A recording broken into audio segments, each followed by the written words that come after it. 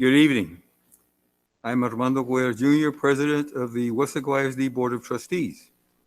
This regular board meeting is being conducted pursuant to Governor Greg Abbott's suspension of certain open meeting law requirements to the extent necessary to follow for or to allow for telephonic and video conference meetings in response to COVID-19.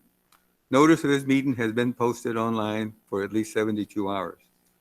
The board is meeting by the use of Google Meets and telephone transmission, which allows two-way communication for members of the public during public comments. A recording of this meeting is being made and will be available to the public at a later date. The time now is 6:01, and I call this meeting to order.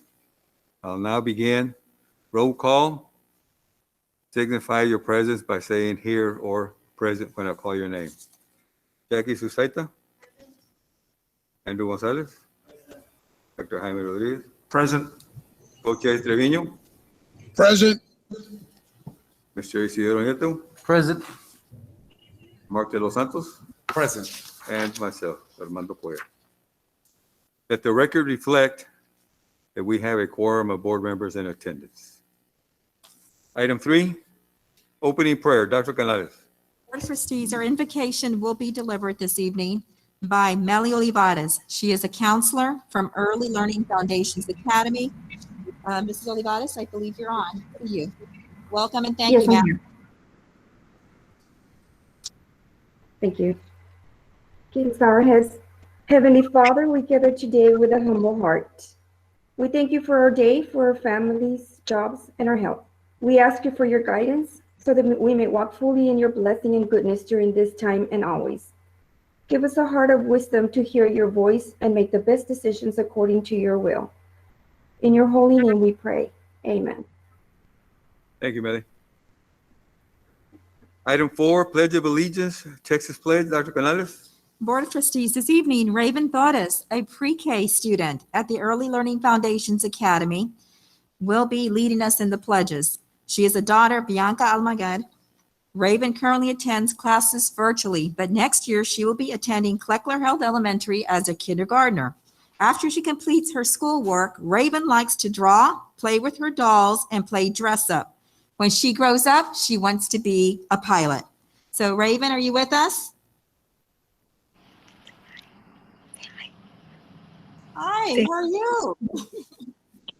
Hi. For the pledges, you ready, Raven? Ready? Yes. You're gonna say the Pledge of Allegiance? Yeah. Okay, whenever you're ready. You ready? Mm-hmm. Okay. I Right. pledge allegiance to the flag of the United States of America, including the flag for which it stands One. nation under God, indivisible, in unity and justice for all. Thank you. Now do the honor the Texas flag. Honor the Texas flag. I pledge allegiance to the Texas state of God, one and indivisible. Well, that was a Thank you, great Raven. job, Raven. You're welcome, Mom. Thank you so much. Okay, that was good. Thank you, Raven. Now we go to item 5, awards and recognitions. Dr. Canales. Board of Trustees, we have several awards and recognitions involving students and staff this month. Mr. Robledo will be leading us through the recognitions. Mr. Robledo. Yes, ma'am. Hello, everybody, board president and superintendent. And we can just get the superintendent's report to come up so we can take a look at some graphics and some photos as we do this presentation. Take care of that, Mr. Robledo. Okay.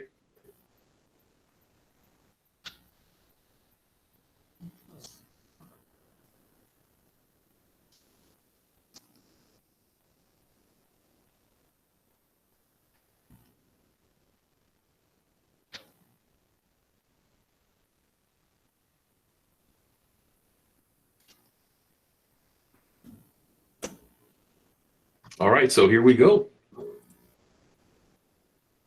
Tonight, we would like to start off to recognize our district's top speller This student won first place at the district spelling bee and advanced to regionals. We congratulate Angel Guerra for winning second place at the regional spelling bee just held recently. The bee was held virtually this year, and we congratulate once again Angel Guerra. Angel's coach is Velma Zapata. So congratulations once again, Angel Guerra from Central Middle School. First place here at the B at WISD, second place at the regional B. Congratulations. Up next, we would like to congratulate the Weslaco High School boys basketball team and what an outstanding season that they had. The Panthers recently won the District 32 6A championship title. Team members are Nicholas Avila, Andrew Cabrera, Juan Galindo, Gabriel Renteria, Andrew Olmeda, Caden Peña, Vince Perales, Ryan Salazar, Leonard Smith, Devin Ibarra, Ethan Gallegos, Donovan Lincoln are the players. Head coach Gabe Valdez with assistants Trey Smith, Mike Yanez, Nate Salazar, Roman Marquez, Isaac Camacho, and Julius Marquez. Once again, congratulations to the Weslaco Panthers High School basketball team, 32 6A district champions. Also tonight, we would like to congratulate the WISD communications team. Staff members submitted several entries for video graphics, print, and photos to the Texas School Public Relations Association statewide conference. The team was awarded several gold stars and silver stars and bronze stars. In addition, the team won 4 of the highly coveted best of category medals, winning a medal for her Read to Succeed poster. Part of the K-West team, Darlene Gracia. The K-West team also won 3 medals in the video competition. K-West won a medal for video news and information for the program Trending at Weslaco ISD. K-West also won a medal in the live video for sports for the game Weslaco versus Donna North homecoming game. And K-West also won a medal for live non-sports event for its production of the 2019 Convocation. Once again, congratulations to everyone on the communications team. Tonight, we'd also like to congratulate the administration, staff, and students at Memorial Elementary. Imagine Learning recently awarded Memorial with the 2019-2020 Imagine National Beacon School Award. Memorial has effectively increased the number of students logging on and completing the online math curriculum. Imagine Learning is a leading educational technology developer of supplemental adaptive curriculum for pre-K through 5th grade students. Memorial is one of only 97 schools across the entire nation to receive the Beacon School Award. Congratulations. Up next, we would like to announce the recipient of the Weslaco ISD A+ Award. And this is someone that goes above and beyond her job description, whether it's entering grades, running report cards, or training teachers and students. This media aide has become a key member at Mary Hogue Middle School. She constantly strives to ensure the campus computers, media, and digital classrooms are running effectively. The tireless multitasker has contributed to the overall success of this campus. From Mary Hogue Middle School, the Employee of the Month is Crystal Sanchez. Congratulations, Crystal. And that concludes, Dr. Canales, our awards and recognitions. Excellent. On behalf of the Board of Trustees, we congratulate each and every one of the recipients for the awards and recognitions, the sponsors, and everyone that's doing a great job to bring recognition to Weslaco and honor. So thank you very much for everything you do, and we wish you continued success. Item 6, proclamations. Dr. Canales. Board of Trustees, we have 2 proclamations this month, and Mr. Robledo will lead us in the proclamations. Mr. Robledo.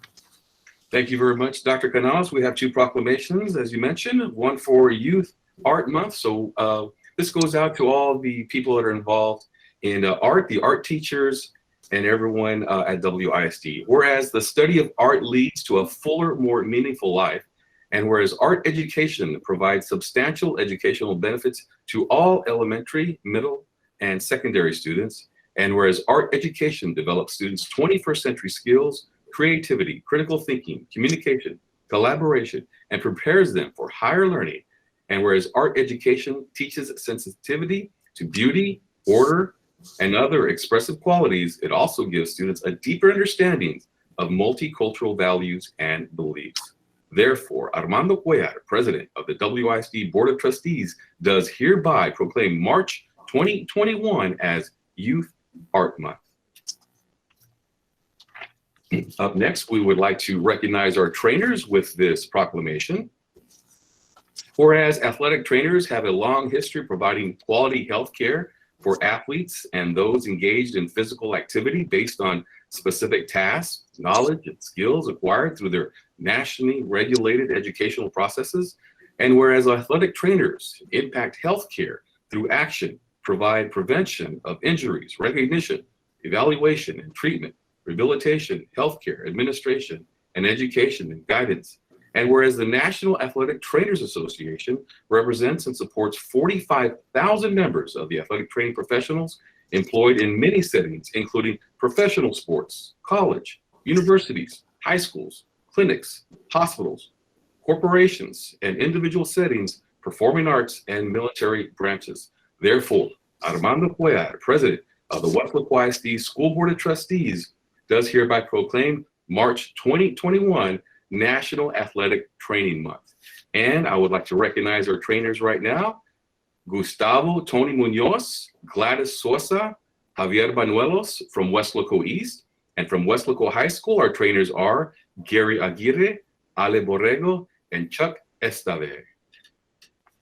And that concludes all our proclamations. And again, congrats all you that participate with this, and more so with the athletic trainers who I personally had a lot of working relationships with. You guys go above and beyond and put in the hours that a lot of people that don't realize. You're there almost 24/7, because we do have a lot of youngsters that participate in extracurricular activities, and you're not just there for athletics. You're there for anyone that needs your service and your attention. So we're very, very appreciative of what you do, and keep doing the great job that you do, and we're there for you, whatever y'all need. Item 7, public comments. There are none. Item 8, superintendent's report. Dr. Canales. We have several items in the superintendent report. I will display. We do have presentation slides for the report, so give me 1 second to display.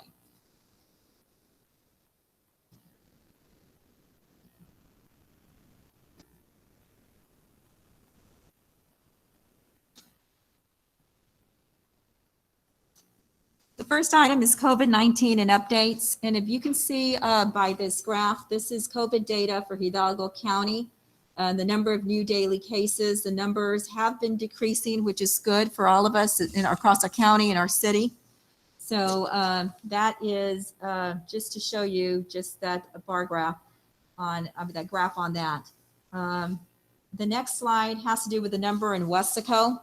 So the cases are the number of infections of Weslaco as reported for March 8th were 14. We have sadly lost members in our community over the course of the last month and a half. And we pray and we're hoping that this pandemic will be under control in the near future. The hospital capacity, you can see from this one as well, that the percentage is now at 7.78% hospitalization beds for COVID patients. That is down from last month, and we're hoping that it continues to trend down. But that's just for today. If you notice, well, not today, on March 6th, if you notice on March 5th, it was at 8.15%. So these are numbers that we want to see. We want to see the decline in the number of cases and the number of hospitalization beds used for COVID-19 patients. In Weslaco ISD, we currently have 4 students that are confirmed active with active cases, and 12 staff members confirmed active cases for a total of 16. You can see we do have the breakdown on our dashboard on the website. by campus as well. So you can see the campuses here that we have it. Our total enrollment report on this report at 16,602, again, for students. Our numbers of student attendance are going up. We hit over 2,000 4 days last week. And again, today we're about 2,100. So they're going up. That's about maybe 12% of our students are now in schools. The Valley districts, we like to just see what's happening to our neighbors. We do have some like Harlingen with 4 and Edinburgh with 5. Now it all depends on the number of students also attending campuses. Sharyland also has 5. Weslaco has 16. Donna, when we checked this, was at 28. PSJA at 67. Brownsville 75 and McAllen 136. So we'll keep on taking a look at this just to see how we're faring compared to other districts. The one piece we don't have is the total percentage of students or even the number of students attending in the other districts. Constantly reminders, we need to remind ourselves and everybody that we know and love that the importance of staying home. If you feel sick, stay home. So to our employees, many who their work ethic is so powerful that they may want to come to work with a sore throat, stay home. Same thing for our parents. If the students have any symptoms, stay home. We constantly message how to stop the spread. You know, the germs, wash your hands often, wear your mask. We're still wearing our mask. And cover your cough, sneezes, stay 6 feet away from your friends and from others. So, you know, and we have friendly reminders on all our campuses for students who show symptoms while in school, campus visitors, you know, what we do there. We're still checking temperatures. We're still logging in that we're there. We're still being very, very careful, and we'll continue to be in Weslaco ISD. There again, it's just some more reminders and posters that we put up for just everybody to just understand. Even though the numbers are going down, we have to continue to do our part, protect others by protecting ourselves. So for the next part of the COVID-19, go over a couple of updates for disinfecting and protecting. Training continues for our staff in this area. Mr. Riojas, I'm going to ask that you highlight some of the information on the next couple of slides. Yes, ma'am. Thank you, Dr. Canales. Good evening, Mr. President and members of the board. Yes, just like Dr. Canales mentioned, our practices continue. You know, we continue to work with our custodial staff on these disinfecting or cleaning and sanitizing practices. And so some of the things that we obviously look for on a daily basis are, you know, wiping down, cleaning, especially the high traffic areas. You know, when you walk into our campuses, you're going to notice there's a lot of signage, you know, about washing your hands. We also have signages in the classrooms, in the restrooms, things of that nature. So those practices continue. These are some of the items that you'll see in all our campuses. So give you a quick total. So we have installed 74. These are the wash stations. So these are hand washing stations, and of course, they're all accompanied by a towel dispenser and a soap dispenser as well. And these are throughout the district. We're continuing to get these. As you can imagine, these are hard to come by, but we've been ordering them, and as they're made available to us, we order. So we have a total of 74 installed district wide. Also, we've installed a total of 88 bottle filling stations throughout the district. You know, our plan is to continue to get some more. We do have a breakdown of how many are per campus, and some of the campuses, you know, we strongly feel that are going to need a few more, especially as we're starting to see the increase of student attending face-to-face instruction. Also, throughout the district, you'll see these new soap dispensers throughout the district. Right now, you're going to see them in a neutral gray color. We just needed to get them on our walls and you know, in our bathrooms and district wide. But right now we're starting to transition into school colored logo dispensers. And these dispensers, the beauty of them is, number one, they're extremely resilient. Number two, they work for both foam hand sanitizing solution and or soap. And so this is a really neat feature. And this is just a quick snippet of what our staff will do in the event that we are notified of a positive in areas where this individual may have been, in our campus. Just wanted to show you a quick picture of this is part of the PPE that they wear when they walk in, and of course you can see them fogging, sanitizing, wiping, all that necessary important stuff that we need. The next slide. This is a really neat new added program. So we through discussion and just wanting to improve and talking to some of our local experts that do this emergency or sanitizing and cleaning in the private sector, we created a Weslaco ISD COVID-19 emergency response team. And so we've already gone through one training where we're planning on some further training. And the purpose of this team is to provide some advanced training on cleaning procedures and proper use of PPE in the event support is needed for a known positive case. So this is a group of individuals that have volunteered to be a part of this team. We have, I believe, 14 total from within our district, and their purpose will be, as we continue to train them, will be to come in and reinforce the custodial staff in the event that we need to, good Lord willing, we don't have to do this, but in the event that we need to disinfect, sanitize an entire campus. So just, divide and conquer, with a larger amount of people that are specifically trained in this purpose. And that's kind of what this one is. I wanted to put that one in there. And that's the Rocky Balboa sign. We've trained for this, and we're going to continue to train as we move forward. We've got to continue to get better at what we're doing. And the role of our custodian is so important. And we're going to continue to move forward and continue to train, especially as we move towards the spring and into the summer. We can expect quite a bit of training on our custodians, before, as a means to continue to improve. Next slide. And then, of course, this is the air purification devices. We covered this one in meetings prior. Tonight, there will be an item on the agenda to review a recommendation. But the purpose of the HEPA filtration, to clean out the air and remove any small particles, bacteria from an encapsulated area.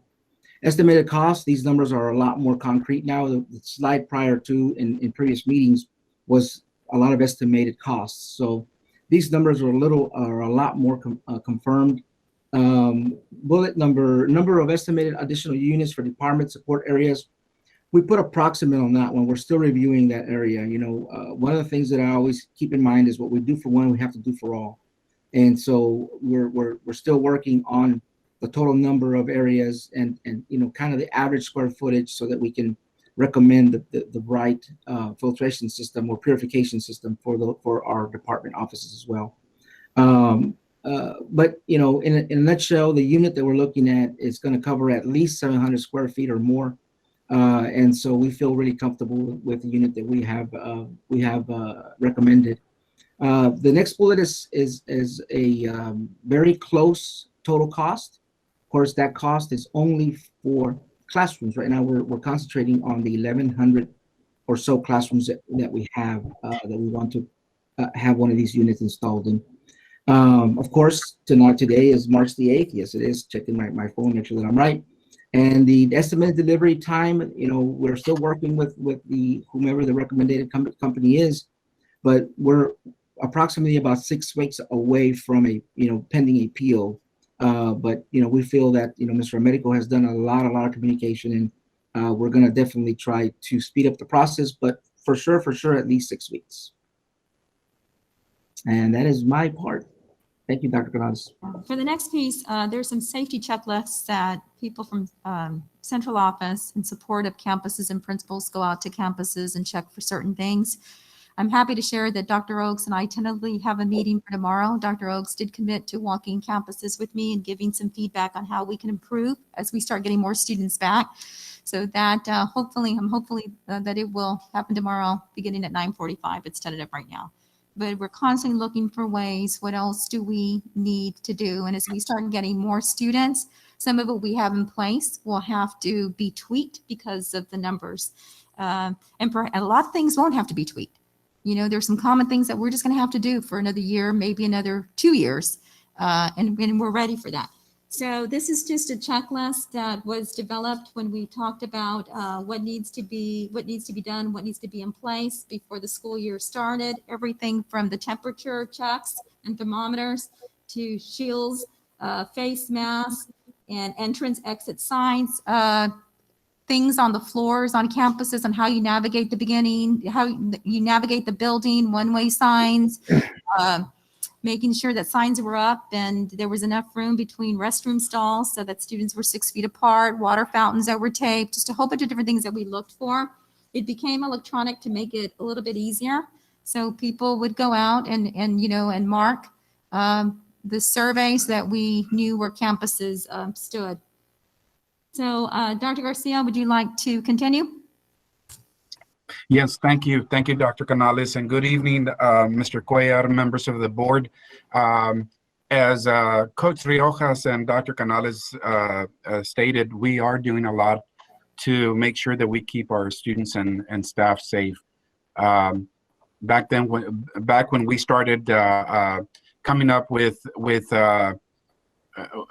strategies on how to protect our staff and students. Can you go to the next slide, please?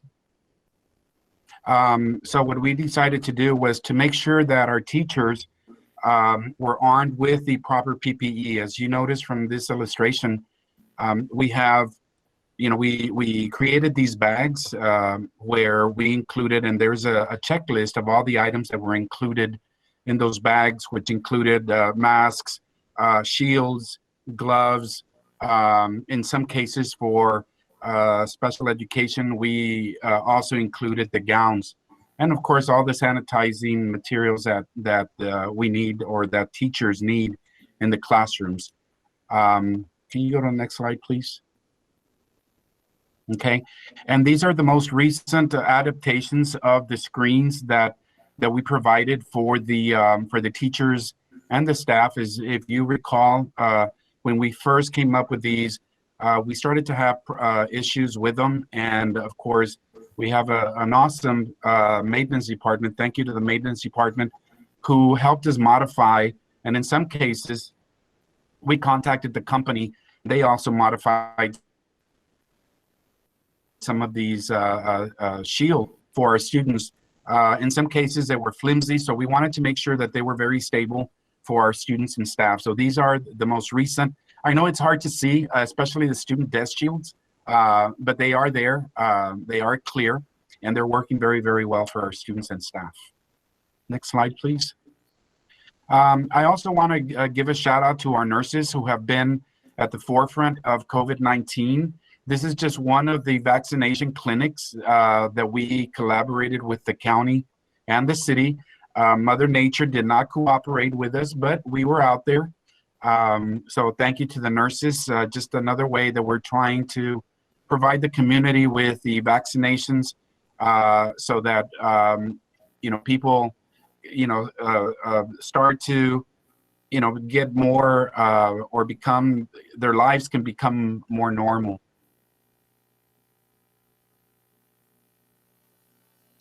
And now we're going to go ahead and go into the COVID-19 student rapid testing program. If you all recall, in our previous presentation, we talked about the two phases. Phase one was going to be the staff testing and screening, and the phase two was going to be for the children. So we are now at that phase. But before we go into that, we would just like to remind you. We've been very fortunate to have Dr. Oakes, who has provided very, very pertinent and important information regarding COVID-19 and children. If you all remember the very beginning of COVID-19, we were all amazed and wondering why the children were not getting infected as much as the older population was. And of course, Dr. Oakes gave us some very important information about why that was the case. So according to Dr. Oakes, of course, this is a very mild illness for children. And of course, it affects adults more than it does the children, especially those under 10. If you all remember COVID-19, the beginning of COVID-19, schools were closed because everybody thought that COVID-19 was going to be like the flu. Well, it wasn't the case. And now we have a lot of information and a lot of data that states otherwise. Okay, so it was one of the reasons, or Dr. Oates gave us some reasons why children are protected from COVID much more than we are. And of course, she gave us, and I know this is information that you probably already know, but it's very important as we go into the presentation on the new testing for children. According to Dr. Oates, the research now shows that the reason why students or younger children do not get COVID as easily as the adults is because they haven't developed some receptors in their nostrils the way that we have. These receptors continue to grow as the children get older. And also the T cells in kids kill the virus in the immune system. They do get what we know as the MIS-C, and this is just an inflammatory condition that affects the children. And she even goes on to say that with the flu, the children get sicker and that it lasts longer than COVID. And she reiterated that she has very few cases of COVID in children in her office. And of course, the reason, one of the most important things that I think that we need to consider is that the American Academy of Pediatrics really supports the idea that parents need to send their children to school. And some of the benefits, as listed right there, outweigh the risks. Of course, children are falling academically. They need to be more physically active. We're starting to see more obesity in children and adults since last March. And also she mentioned the emotional, psychological, and other developmental benefits. And I'm not sure if some of you saw the report this morning on Good Morning America, and they were talking about Zoom stress fatigue, that, now those are studies that have been made. If you consider how often you are in Zoom meetings, you realize that sometimes you leave at the end of the day and all you did was just participate in Zoom. So can you imagine the children going through this as well?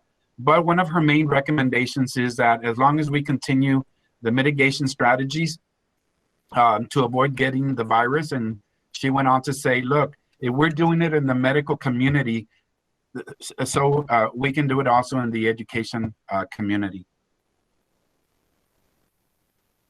So with this, I'm going to go ahead and pass it on to Ms. Susan Kaufman, who's just going to talk a little bit about the rapid testing program that is about to begin. Ms. Kaufman, are you there? Yes, I am. Good evening, everyone. We're going to begin our rapid testing with our asymptomatic students with apparent consent. We're unable to mandate this testing, and a parent will need to sign a permission slip each time the child wants to be tested. We'll be using the Binax Now rapid COVID testing, which is a screening. So if we do have a positive student, we will refer them to their physician for his or her opinion on what they need to do next. You can go to the next slide. The students will be tested by the nurses and the administrators who have been trained. They need to take a special test in order and course to be trained. We'll be using our kiosks that the maintenance department made for us to decrease the risk of the nurses or the administrators being exposed if someone should become a positive.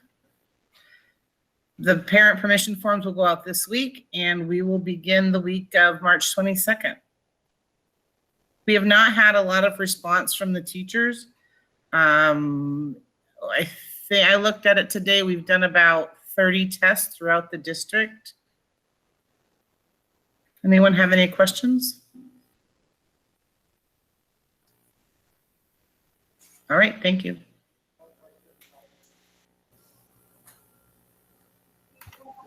Ms. Kaufman. Yes, ma'am. Why is it that not more teachers are taking advantage of the rapid testing or staff members? What do you attribute that to? Dr. Garcia did a survey. Do you want to share some of those results from that, Dr. Garcia? Basically, yes, I went ahead and when we started keeping track, Mr. Nieto, of the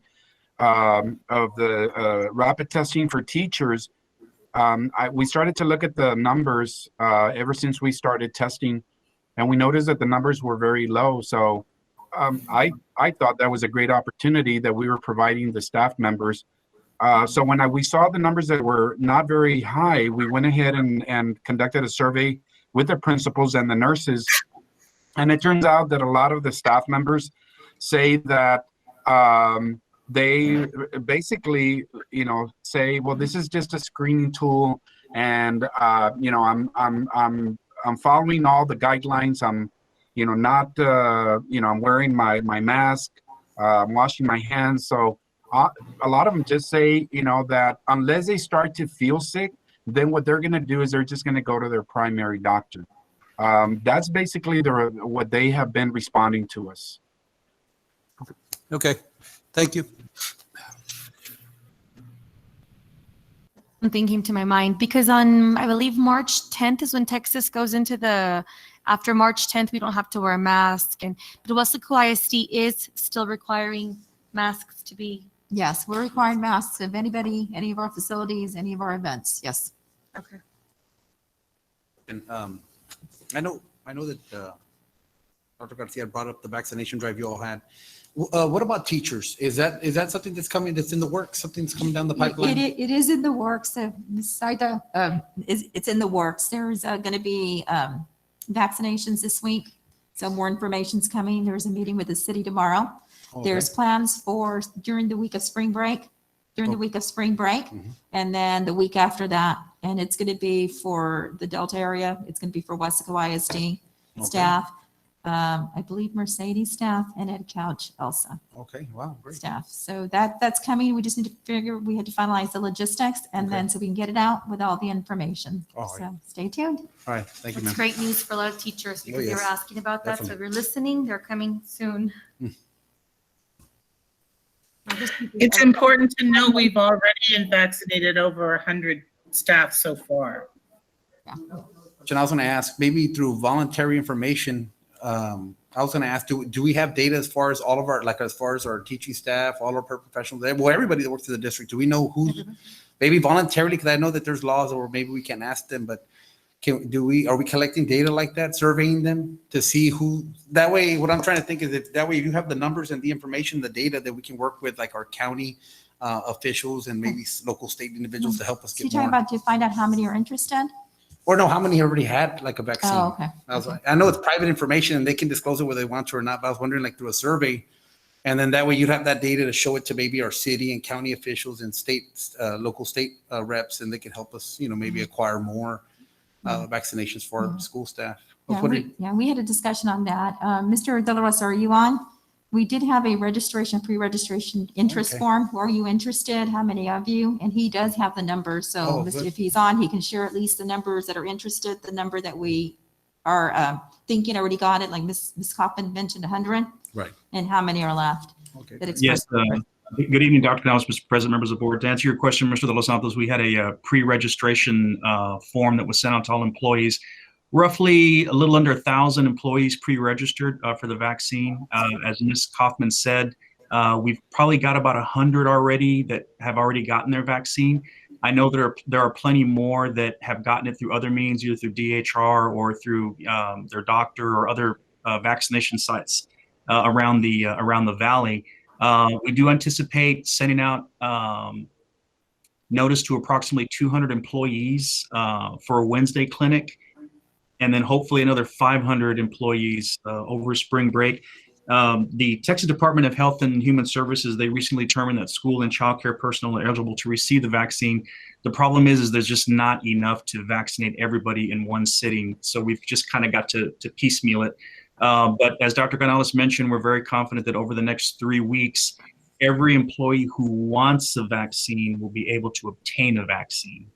So we are working with that, and it is the county that administers the vaccines and their allotment. So it's just kind of a matter of, how much they give the city, and then how much the city will reserve for WISD employees. But it's looking very promising.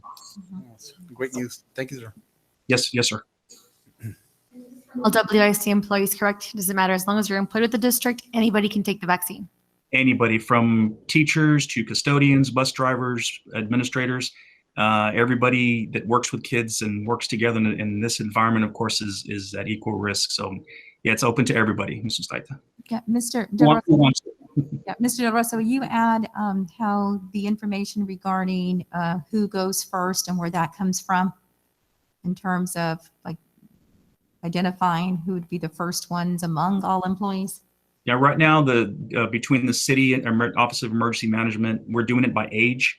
So all the employees that signed up or pre-registered, if you will, all employees 65 and over who registered were sent that notification, and there was a clinic last Tuesday. So we're just going by ages and how many vaccines are available. So again, we're anticipating, 200 employees will get notice hopefully tomorrow early, so they can make arrangements to show up on Wednesday. And that's just kind of done down the line by age. So we're starting with the oldest staff members, working our way down to the youngest. Any vaccine is a good vaccine, but may I ask which vaccine is this one? This is the Moderna vaccine. Okay.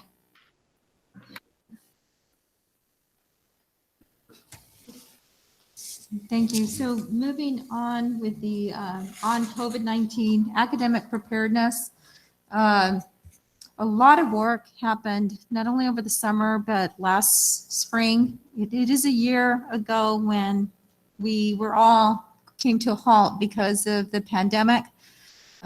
We went home for spring break, looking to the promise of the end of another wonderful traditional school year, and did not have that for a lot of our students and our staff because of the pandemic. But a lot of the work, the pre-work, was in academic preparedness. We knew and we anticipated that there would be a slide. You see the slide, you see the failures. It's a national challenge right now. So we'd like to just highlight a few things of what we did for what we've done, and maybe with a few highlights of what we're going to do as we move forward for the future, because we are planning future forward and making up the slides that we're expecting. So Mr. Aguilar has been working closely with the strategists along with Mrs. Peña and the principals on the academic preparation. Thank you, Dr. Canales, Mr. Cuellar, board president, members of the board. Next slide, please, Dr. Canales. As Dr. Canales mentioned, we were a year ago in this situation, and we had to take a pivot during spring break as we received guidance from TA moving forward with our instruction and how we were going to handle instruction moving forward. The first week or so after that, we started with creating and disseminating packets on our campuses with our principals and our teachers. That was about a couple of weeks. Then slowly we started, right after that, distributing our Chromebooks. So we have about 17,000 Chromebooks district-wide that we started getting out to our families to ensure that they were going to have access to remote instruction. At that time, we did not have access to our hotspots, and that was something that we started working on quickly. So for students that didn't have access to internet at home, we continued with our instructional packets.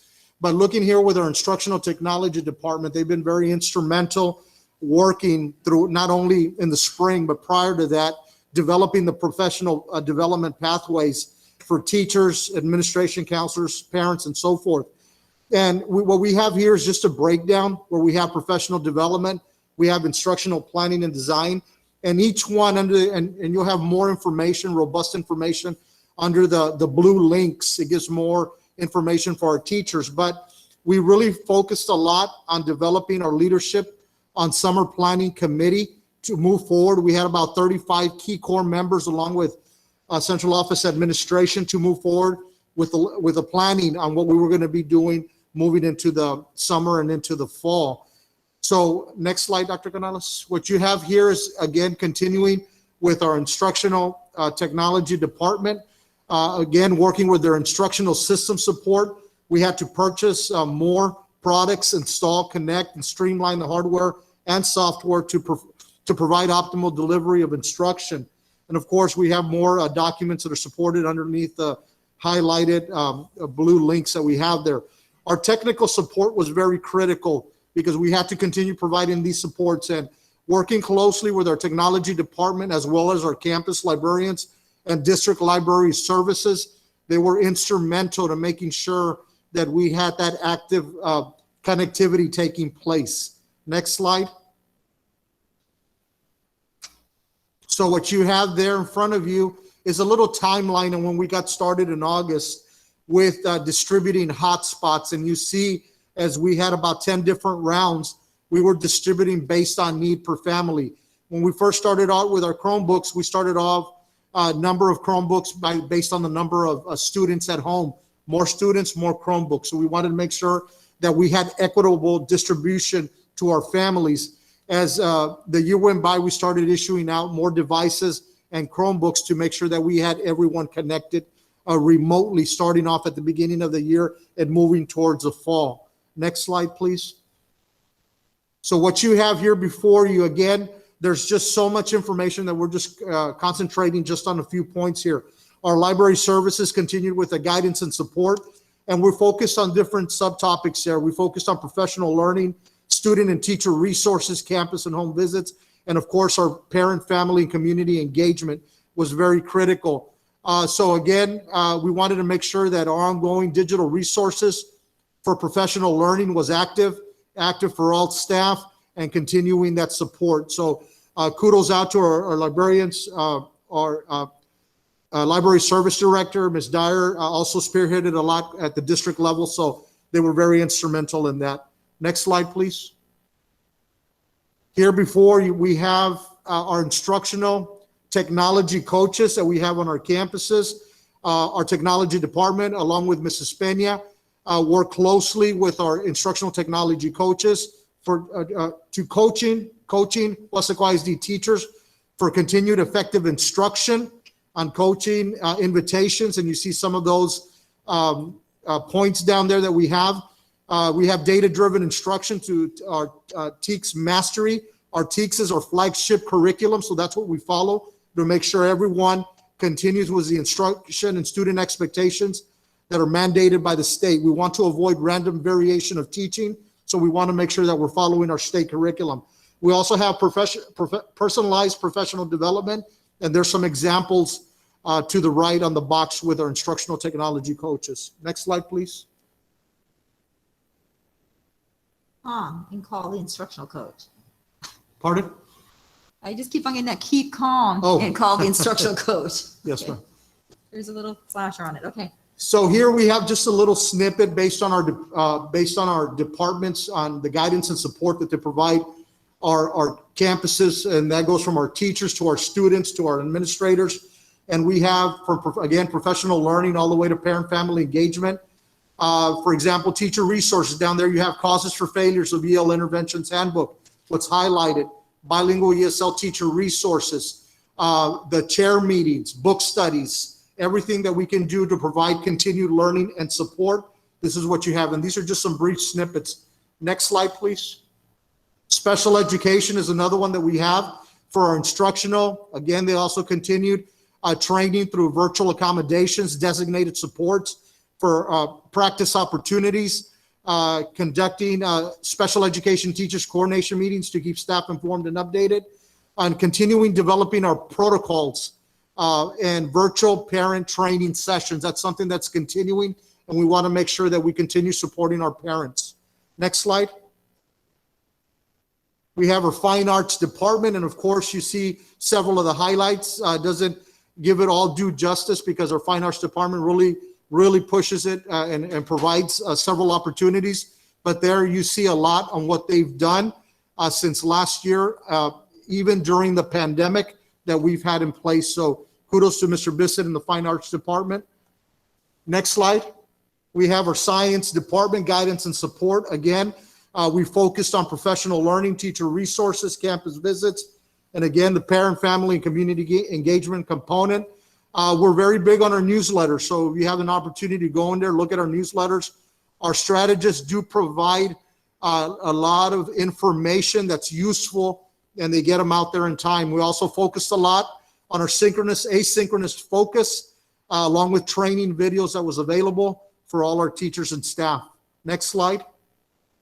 Our migrant department, again, they have series of links of support, guidance and support through our Region 1 video training libraries, as well as the teacher resources to make sure that we're supporting all the instruction, the virtual learning and home visits, instructional assistance, and moving forward with several meetings and workforce solutions participating, as well as food drives, scholastic book and supply Chromebook distributions, and so forth. So kudos to Mr. Lopez, Ms. Cardenas, and Ms. Moreno for working very close with our migrant department. Next slide.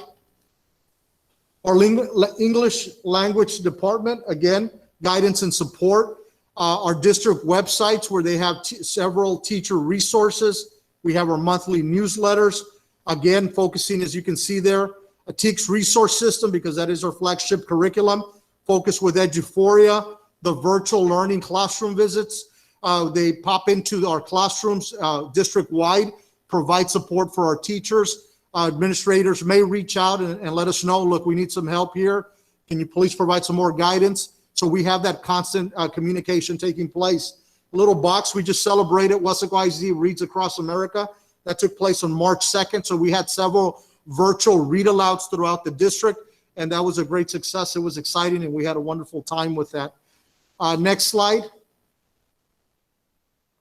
Here we have our, again, our continued with our English language department, elementary and secondary.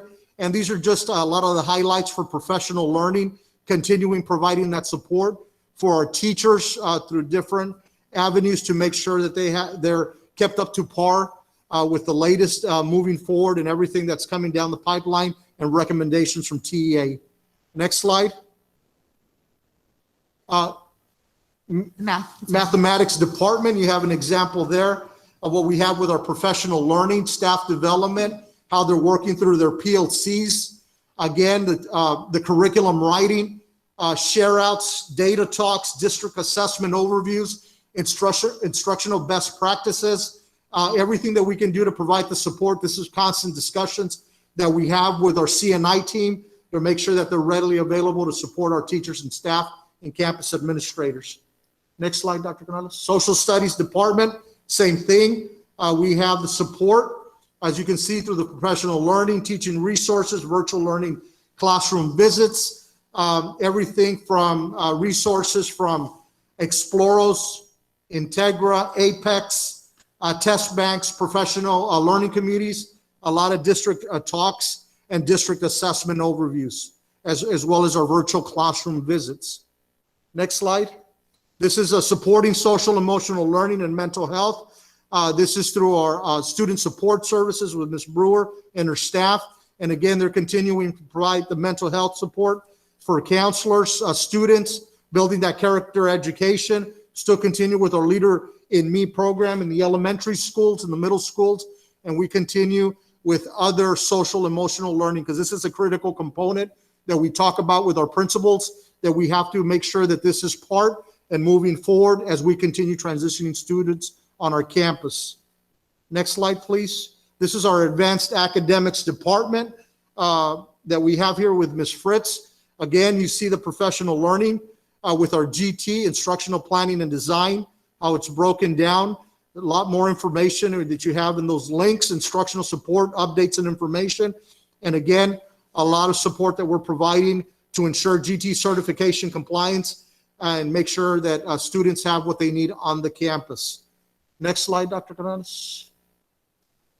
Then we have our career and technology education department. Again, all the supports, professional learning, teacher and student resources, campus visits, everything they're doing to address CTE, the digital learning, supplement for students, partnership for career guidance and activities. So you see all the support that's being provided there. Next slide, Dr. Canales. Oh, I alluded to that earlier about our increases in the number of students attending on campus. And you can see this was for last week, this week. Today we were at 2197, somewhere near there. Mhm. So So we had an average of 394 students increase from one week to the next on our campuses. So we're seeing that increase on-campus instruction, and that's something that we continue to prepare for moving forward. yeah, and this is something that we have to, the state TA is expecting to see for the rest of the school year if we want to be held to hold harmless, which will help us with funding. So we have to maintain or increase on-campus attendance. If it's maintained, we have to figure out what date is that's going to be set. But basically, the hold harmless will allow us to receive funding based upon previous years with some statistics they did, and not solely just this year. So it's really, really important that we continue to serve our kids on campus. And if they're not on campus, that they are definitely engaged at home so we can capture them remotely. That's my section of the academic preparedness. If there's any questions, if you'd like more detail on a certain department or a program, that we'd be more than happy to go over that with you. Mr. Aguilar, Yes, I ma'am. do have a question about the advanced academics or the Quest program. Speaking as a mother, because my children or my students say, Mom, this is just more work. I have more work to do. I already have a lot, and here's just extra work. How are we handling that? I know before the kids would go to a teacher on campus, to their Quest teacher. How are we doing that now with the kids? Who's in charge, or how are they getting their Quest class? So what Ms. Fritz is doing, she's working closely with the GT coordinator on campus. The teachers are providing the services for our students. And that's something that we're going to go back and we're going to revisit once we get to the staffing piece. And that's going to be moving forward. But one of the main things that we do have our discussions with our staff and along with Ms. Fritz, and she could provide a little bit more information. She is online. We want to make sure that we are being flexible and we're providing the support for the students. Flexibility is going to be key. And of course, we want to make sure that we're following through with the parameters of what's mandated for our GT students. And that's what's important. But we are working through, there's been some questions and there's been some follow-up on some of the campuses, but we just want to make sure that we have that flexibility in place. And that's what we're doing right now. Okay, thank you. Yes, ma'am. I had heard that some teachers are doing direct instruction already in the classroom. That is correct, sir. So Okay. we are working through some direct instruction on there, and we've been having those robust communications with our principals and administrators, as well as our CNI staff. So one of the things that right now we're working, and we're going to be presenting to the board coming in April, our Weslaco ISD Learning Loss Recovery Plan it's in the process right now that we're identifying first to attack the summer and then coming into the fall. And of course, we will be setting up some meetings with the board team for instruction to present, and of course, provide more guidance and support as we move forward with that. But we do have instruction taking place direct, where they've been making adjustments to keep the safety at the forefront, and working with our students, truly defining the models. So right now, what we're looking and having more clear discussions with is our split staffing, of course, with the remote, and it's going to be the on-campus instruction, the face-to-face, clearly defining what that looks like and what it's going to look like in the future as we continue moving forward with that. The other one is our concurrent, which we currently do, but clearly defining what concurrent truly means. And that's something, because we're still in that transition with that safety and understanding with our teachers in the classroom is that safety, and we want to make sure that everyone is kept safe. Right. But yes, we are making adjustments. We were talking about and sharing out, as a matter of fact, we had our principals meeting on Friday, and several of our principals shared out on what they're doing on that face-to-face instruction to start engaging in that manner. So the comfort level is getting better on our campuses as the numbers increase. Now with the vaccinations in place, and of course, all the safety protocols that are in place that Coach Rojas and Dr. Garcia shared, the comfort there is getting there. We're moving with our staff, and we're helping them out, because our main thing is, what do we need to make sure that you're safe? Right. What do you need? What else do you need so we can make sure we keep you safe? But it's very important. It's going to be critical that we engage them direct instruction, as you mentioned, Mr. De Los Santos. That's going to be very important as we move forward. As we continue to meet with the commissioner, we had a meeting with them on Thursday. Well, he just, virtually. He's basically just talking to us and telling us, right?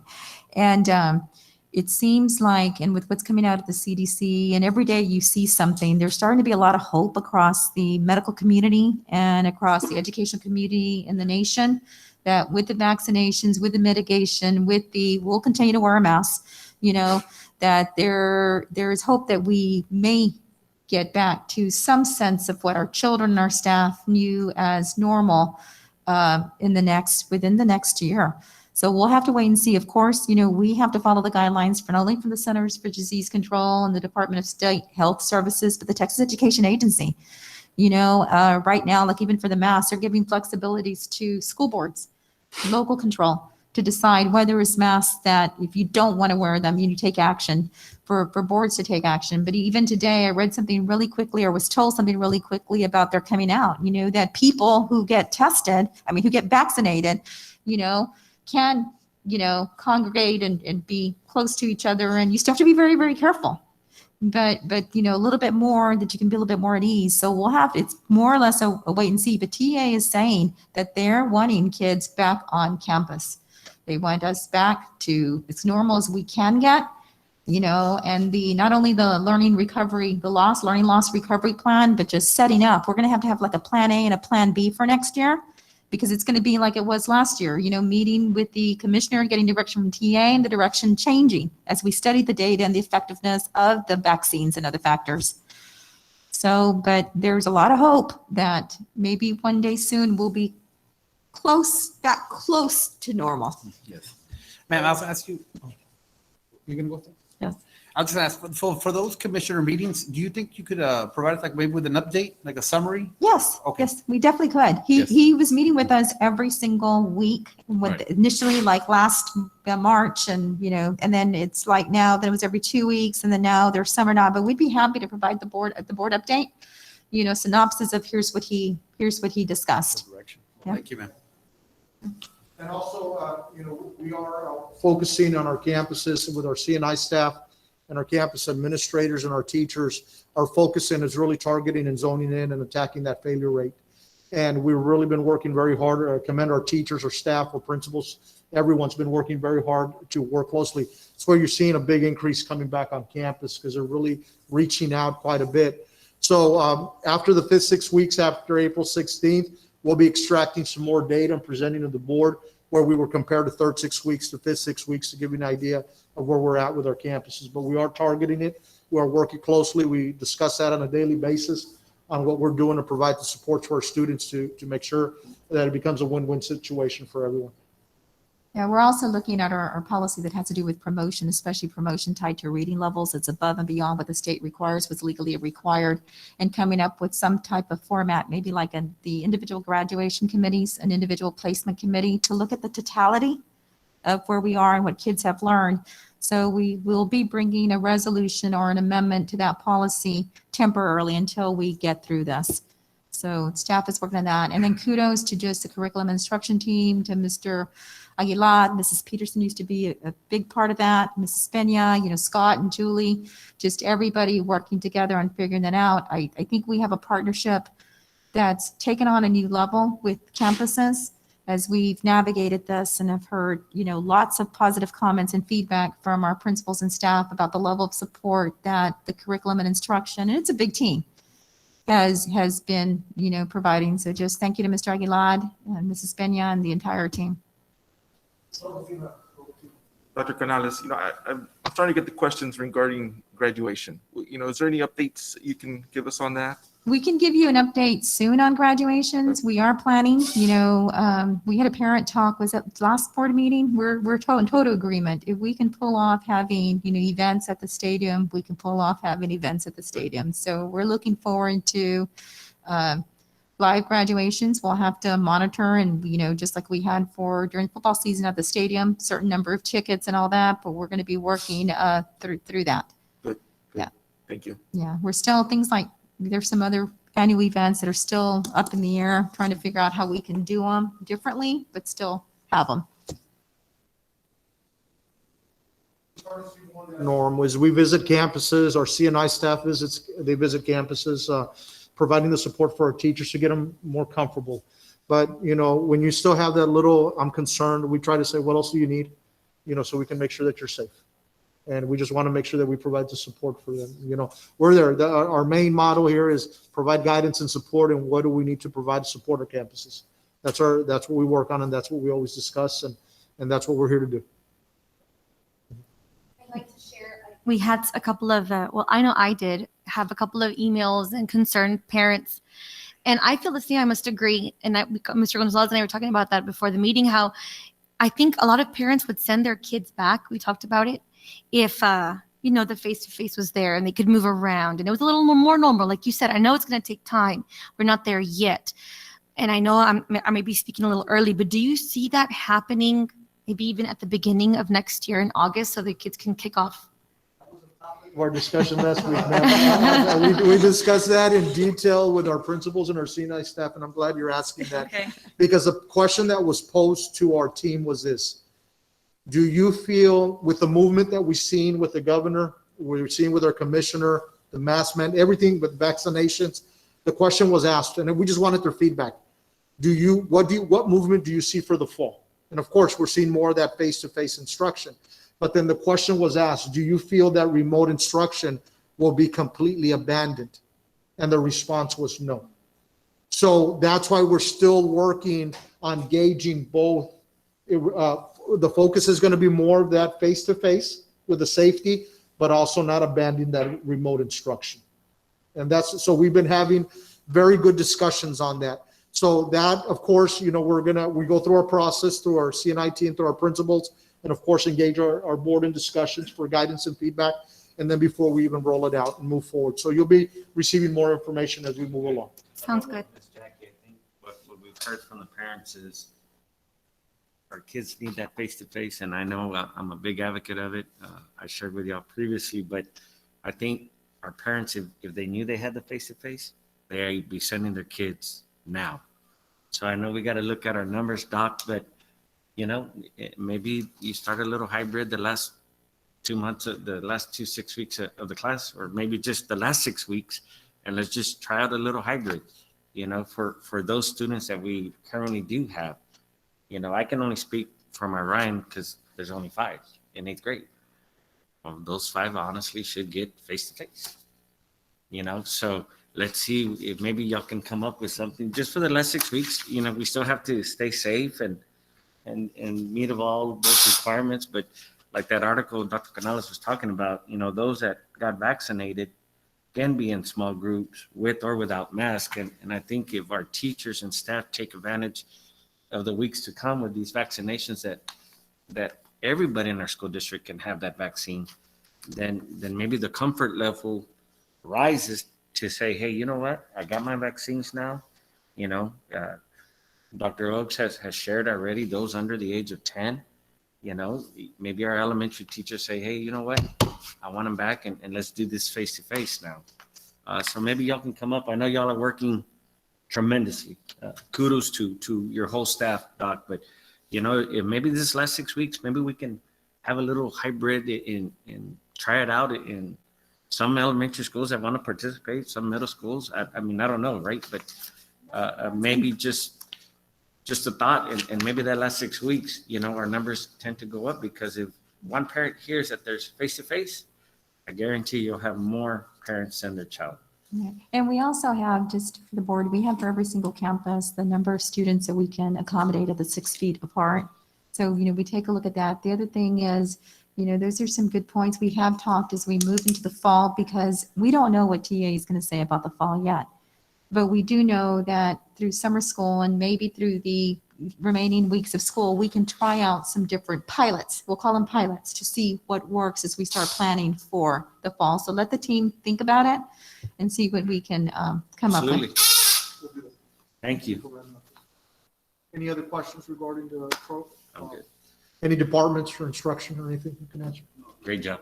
Thank you, sir. We'll put the PowerPoint in the board update this week. And remember, the links hopefully we can get them to be live, and the board updates, that you can just go and look at some of the links from some of the It's a departments. lot of information there for you. So our team has been working very hard on that. So it'll give you more details, and if any more questions that you have or want a little bit us to provide a little more clarity, we'll be more than happy to do so. Thank you. Thank you. Okay, and then Mr. President, I'm gonna move into enrollment. So just an update on enrollment.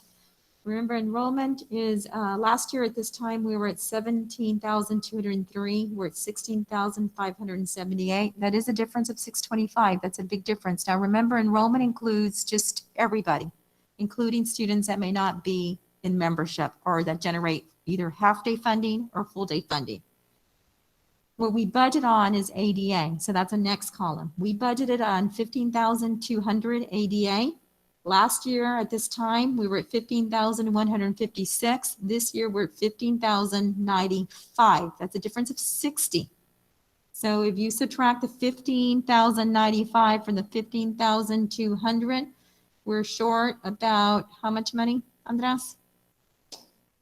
Just with 100, it's about 750,000.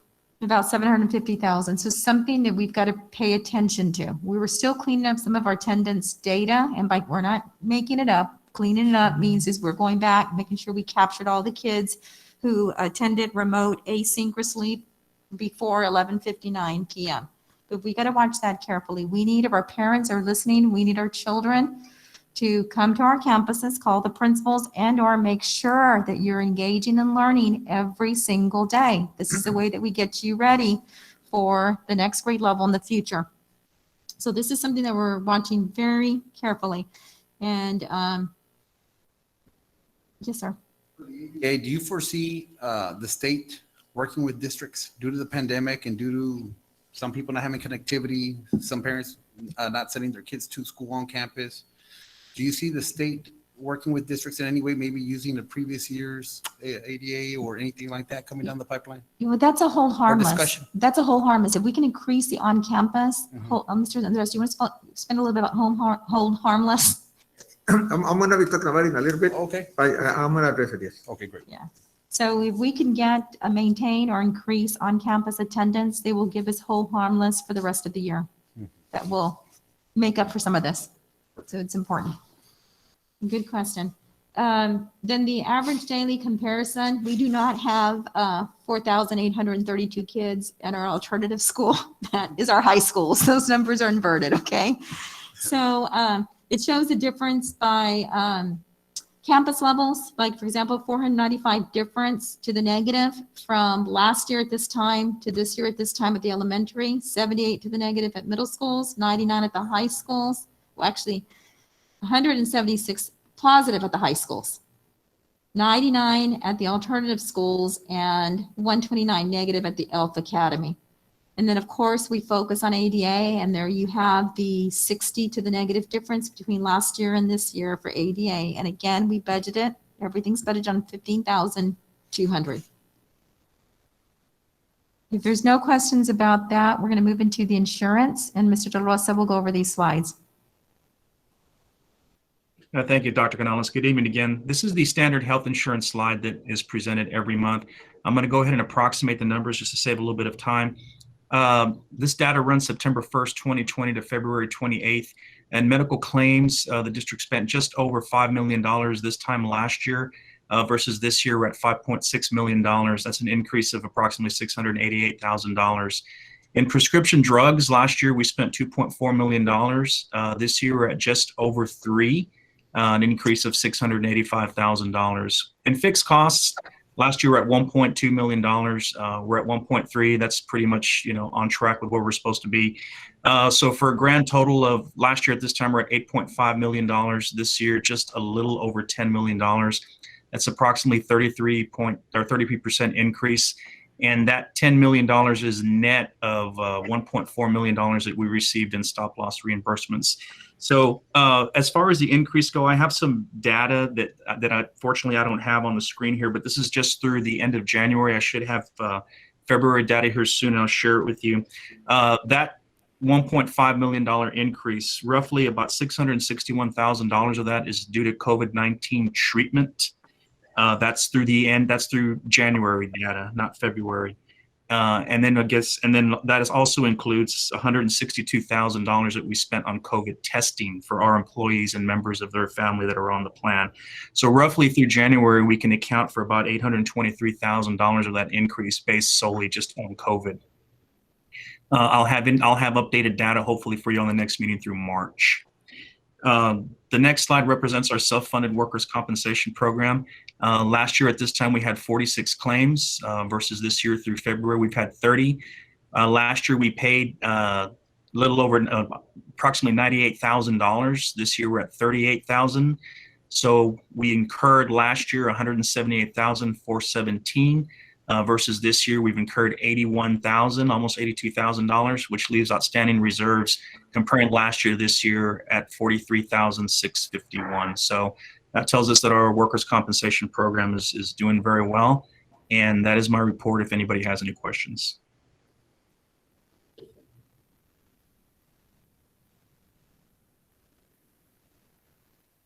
Finally, we have a superintendent's report on the budget. Mr. Sanchez. Thank you, Mayor. Yes, Mr. Cuellar, members of the board, this is a report on the budget. I'm going to give you a brief explanation. I'm going to touch on the budgeted revenues and an update on the major component of each part of the budget. The general fund revenues in the budget, the local revenues budgeted were $24.9 million. The state revenues, $137,408,000, and the federal revenues was $13,459,000, for a total of $175,776,000. The local revenues are based mostly on the property tax revenues. We budgeted on 91% of the tax levy. For the budget on the current levy on taxes was $23,230,880. We have collected $20,451,280 as of January 31, and that represents 88%. And this is collections, not necessarily what the levy has on the reports from the tax office.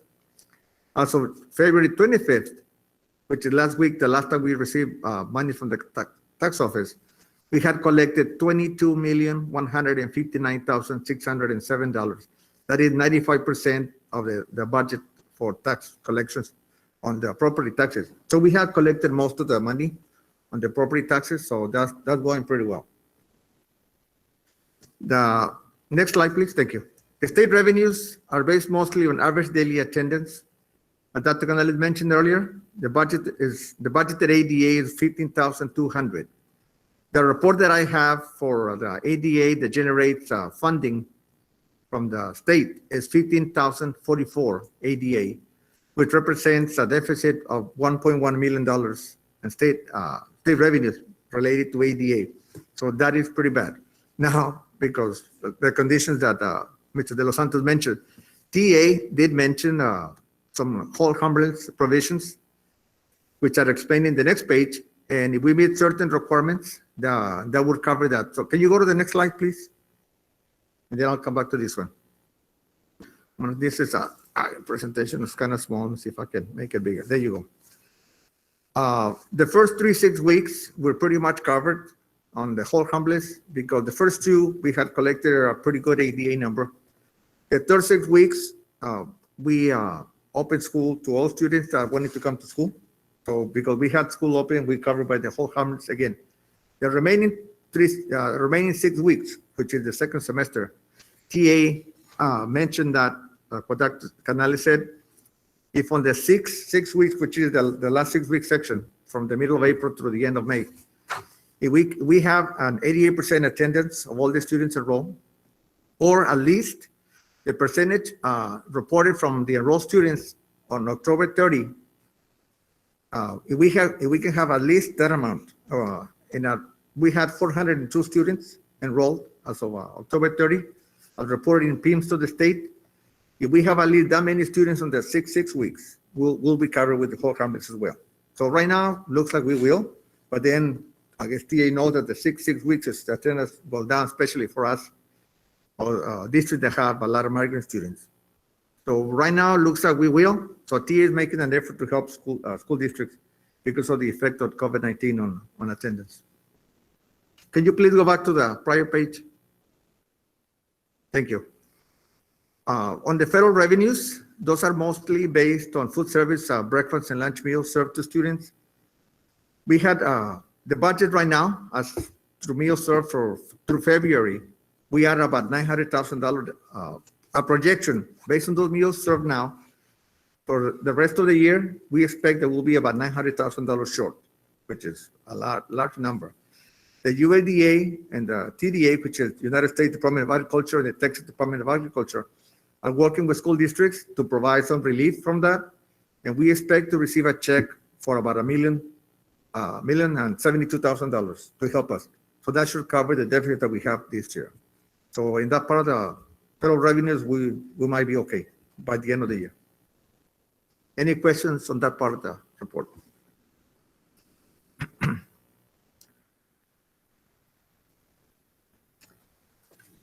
No questions? No. Okay. Thank you, Andres. Thank you. And that concludes the superintendent's report. President, go ahead. Thank you, Dr. Canales. We'll take us to item 9, consent agenda. Take a look at the items presented. And then I'll ask you if you have something that you'd like to pull.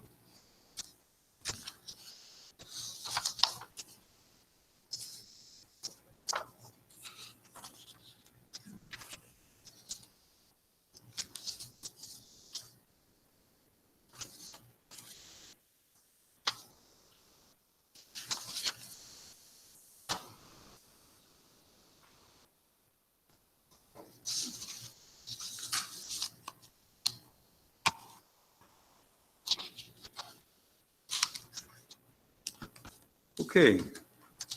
Jackie? Is there anything? No None? comments. Dr. Gonzalez? No, sir, none. Dr. Jaime? No, sir, I have none. Coach Trevino? No, sir. Mr. Nieto? None. And Mr. De Los Santos Mort? None, sir. None. Okay, Mr. Gonzalez makes motions to approve. Second? Second by Mr. Nieto. Yes, sir.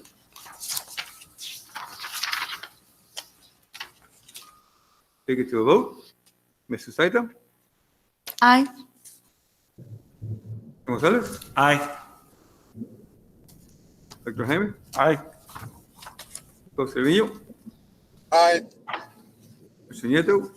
Aye. And Mr. Los Santos? Aye. Okay, motion carries.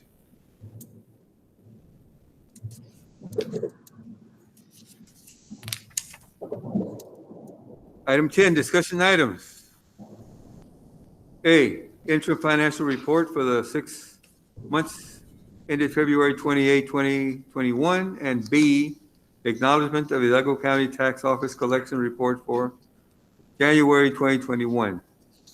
Current taxes and delinquent taxes. Dr. Canales. Okay, we'll start with the interim financial report for the 6 months ended February 28, 2021. Board of Trustees, this is a no action item, and Mr. Sanchez highlighted some points. He'll reiterate some and add a few. Mr. Sanchez. Yes, thank you, Dr. Canales.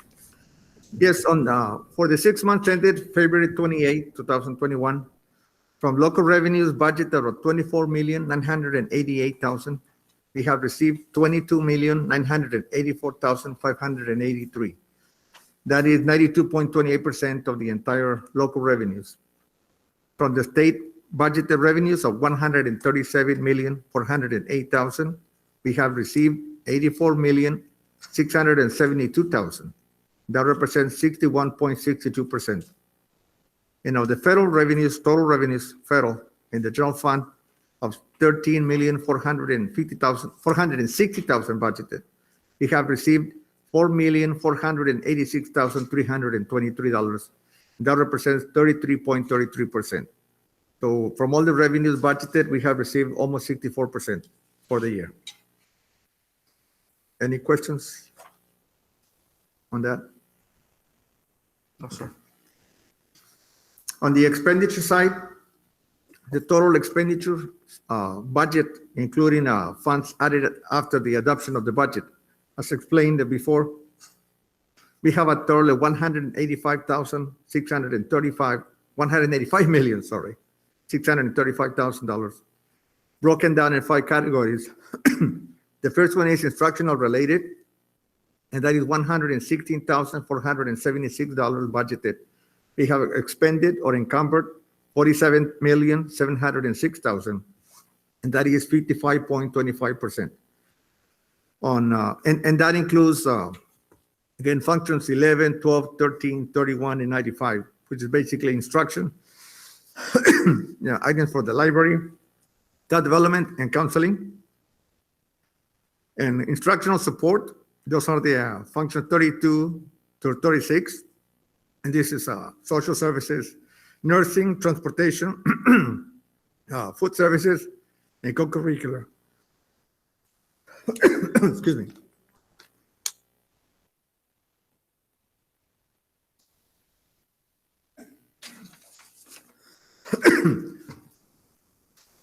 The budget is $26,407,000. We have expended or encumbered $13,575,000, and that represents 46%. From administration, functions 21, 23, 41, and 99. 14 million. Continue, are you okay? Well, let me continue. Okay. If I continue, then I'll please. Thank you. 14,390,000 budgeted. He expended or encumbered 7,290,000, and that is almost 62%. District-wide support, that is functions 51, 52, 53, and 61, of 25,792,000 budgeted. We have expended or encumbered 11,508,000, and that is 43.6%. And of debt service, which is the payment of the maintenance tax note in the general fund, we have a budget of 2.5 million. We have expended only 1.1 million, so February 28, and that is 43.78%. That is expenditures. Any questions on that?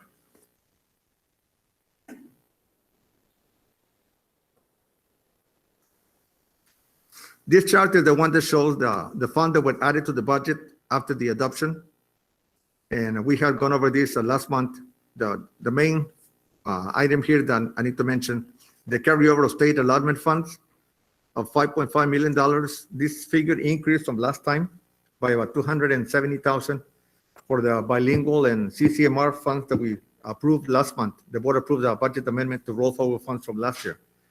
So the new amount is $9.8 million that were added to the original budget to come up with the final number that I mentioned earlier. And these are the items that we mentioned before. Two of the items, sections 2 and 3, that roll forward assigned for purchase orders of 1.2 million, and also for minor fund balance that we have rolled forward of 48,000. The last three items are the item that came from the fund balance unassigned for PPE, sanitation, and test shields for teachers and students, employee incentive pay, and also the CardinX subscription renewal that the board approved as well. All those items total $9,858,000. Go to the next slide, please. And together with the original budget of $175,776,000, total to the amended budget for expenditures of $185,635,000. That's the last slide. That is the financial report. Hey, any discussion? Andres, thank you. Yes, sir.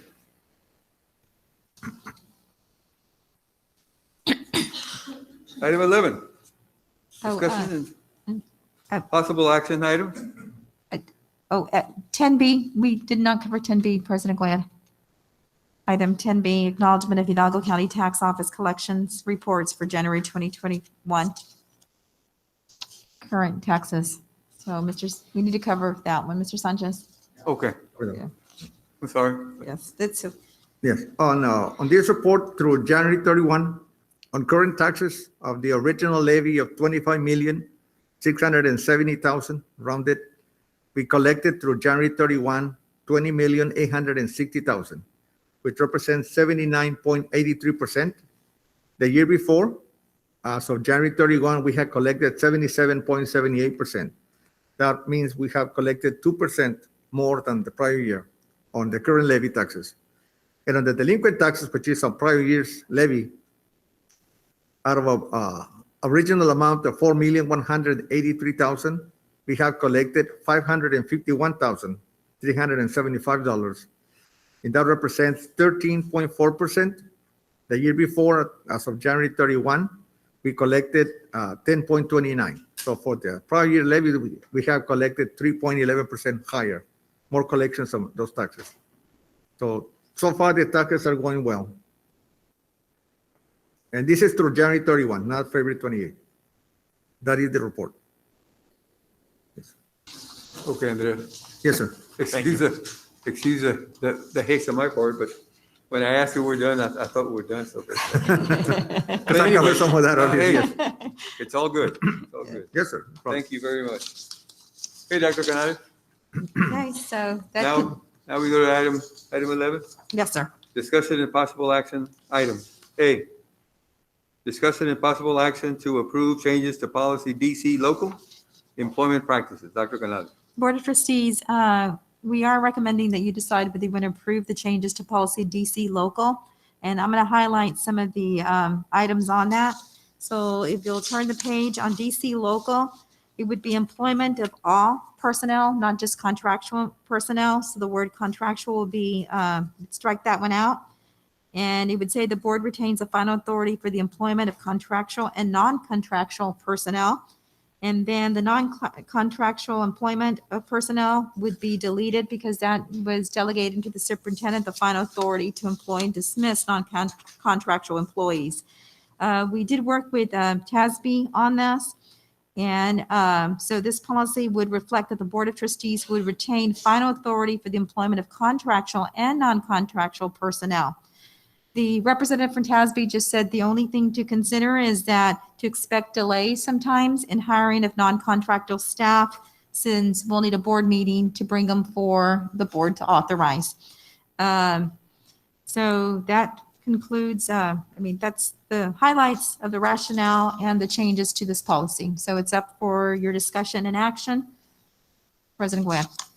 And just so that we're all in tune with the hiring practices, are all stipends and everything that was board approved going to be in order with every individual that's being approved when it comes to wages and stipends? Well, yeah, in terms of stipends, the stipends are in the compensation manual, so they'll get their salary and they're coaches or academic coaches or athletic coaches, their stipend amounts with them doing those extra duties for stipends. So I don't know if that was your question on this piece. As far as oversight, like if it comes to, is the board's made aware of changes in stipends? Was that the question? Yes, well, anytime that there is something to be upgraded or, sometimes you have a coaching change, et cetera. Well, those stipends will be made available so that we're aware of what's being approved and or recommended so that we can approve those things. Like what changes are going throughout the year? I'm sorry. Okay, Mr. Santos. Yeah, like what changes are happening throughout the year? I think that's the question. Okay. Mental duty, like a gas card or something, like who's assigned kind of a thing, like a stipend? Is that what you mean? Like or any extra duties you want to know, you were assigned this extra duty, so you want to know if it was the stipend that was assigned? And this will be all part of this process. I mean, we just want to go through a good checks and balances and be consistent with everything that's being done for all employees that are being hired by Weslaco ISD. Yeah, this policy, the way I understand it, President Glad, would be solely for approving the contractual and non-contractual, employment. You Yes, would have the authority to do that. I In understand. addition to that, so the request is when we have employees that are going to get stipends for the first time, or there's a change in stipend, to keep the board informed on that piece as well. Yes. Okay. Compensation plan, you have a list of all the stipends for academics, for UIL, for athletics, all the compensation. In the compensation plan, you'll have all that. But you're talking about the individual one when we Yes. hire a first time, correct? Correct. Okay. Okay. And I don't know, when we get presented with new hires, I think we usually see the range, salary range. And now you maybe where they can list what stipends this person would also be qualified for. Is that